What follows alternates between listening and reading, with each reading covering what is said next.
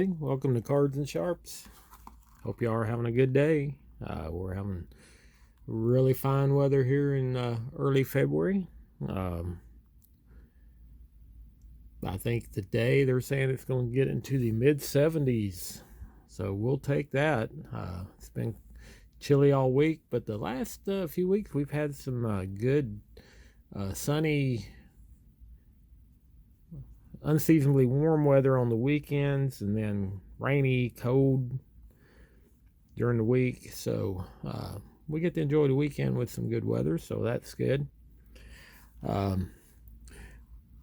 Making this video in the morning as I plan to get out and enjoy some of that good weather this afternoon. All right, we have a steel wheel Modus, which is Latin for method, I guess, such as in modus operandi. So let's see what the steel wheel Modus looks like.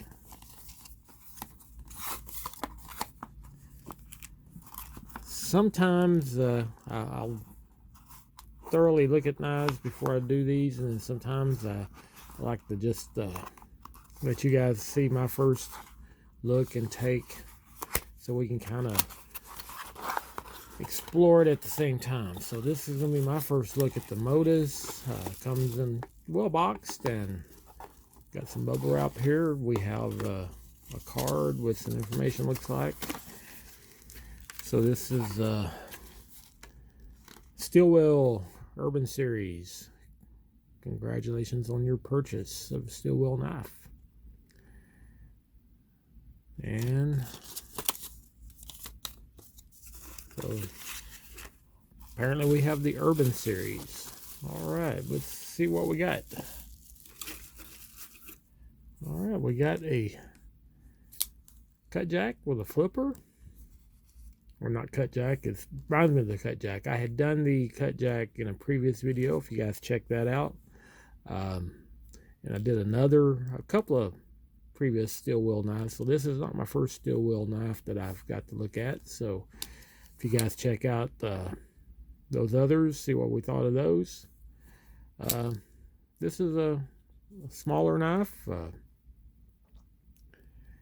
and they are calling this a sheep's foot. It's kind of a sheep's foot. We'll get into that in a minute after we kind of look it over a little bit. It's got this nice pretty blue spacer back here that pops up against that black, and you got, looks like left or right pocket clip, so lefties, you're in good shape with this one. All right, let's kind of give it the once over with specs, and overall you're looking at a little over 7.5 inches at 7.625. Blade length is 3.25. So not going to work for you guys with the 3-inch limitations. D2 steel. So we got pretty nice tool steel in the Modus. And all the steel wheel products, I believe, are using the D2, which is a really nice steel in what you call a budget line of knives. These are in these probably mid-30s price point, so definitely not a high-end knife. And D2 is not a high-end steel, but it is a good quality everyday carry kind of steel. Holds edge decent, doesn't corrode too awfully easy, and it will sharpen up nice and not too hard to resharpen. So so we're always happy to see D2 in this price point. So flat grind, as it says, sheepfoot style, they say. Plain edge. Handle length is 4.375 inches. That is going to be about the lower limit of the length that I like to have in everyday carry as far as how it fits my hands. And I have medium size hands, pretty much can get all my fingers around it, but that pinky is not overly blessed with a lot of real estate to get a hold of. Weight is 3.41 ounces. So not too heavy, not super light compared to some of your other knives that start getting up in the higher price points.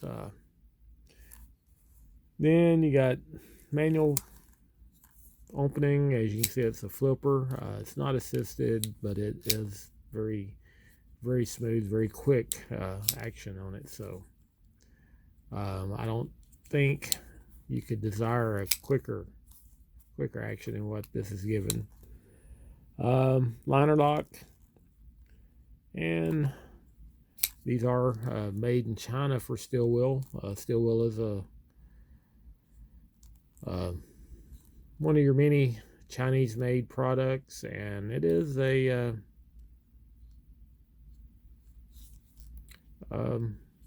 one of their good offerings. China, as I've discussed many times, they can make your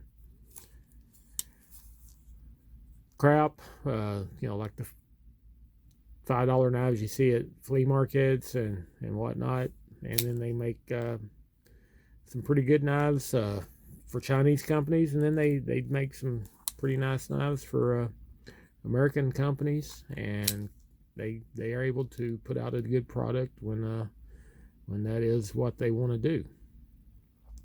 All right, let's talk about some of the function of it. It's got this jumping here in the back, which kind of helps you with your grip a little bit. The pocket clip just kind of disappears in your hand. Does no hot spots. Not a deep carry, so you're going to have a bit of this showing out. But you do have a lanyard hole. You can have a lanyard on here as well. Got some jumping on the lighter lock. Makes it easy to get a grip to slide the lock over. You're getting just under half on the lockup, so it's good lockup on it. The blade has no play whatsoever, and it does have a adjustable pivot screw. And you got this little jumping on the flipper. You got nice choling here for grip, and then it's got this jumping on the ramp. Not too aggressive on the jumping. I'd like for it to come all a little bit back, maybe incorporate into the handle a little bit too, to get your in there. But you can dig in and get a good grip on it for getting in there, and if you're doing something where you really need that good firm grip. It's got a little bit of choling here. I don't know that that's something. The way it's made, you could use it as to get in there for detail work, but it's not really a lot of area there, and also if you're getting too into your work, you could slide your finger up onto the sharp area. So don't know that that's even made for that. That may be more of just a sharpening tool anyway. But I do like a knife with does have the choling in there to get in there for detail work. And this one, I don't really looking at it, don't think that's what that's for, even though it looks like that's almost what they were doing, but not quite. All right, let's get to the SHeepsfoot. They do call this a SHeepsfoot design, and I can see that somewhat. It's kind of a SHeepsfoot with a little more flair to it, I guess, than your typical SHeepsfoot. I'm usually with SHeepsfoot, I'm thinking a little more boxy looking. And if you guys watch my videos, you know I do enjoy and appreciate a good SHeepsfoot.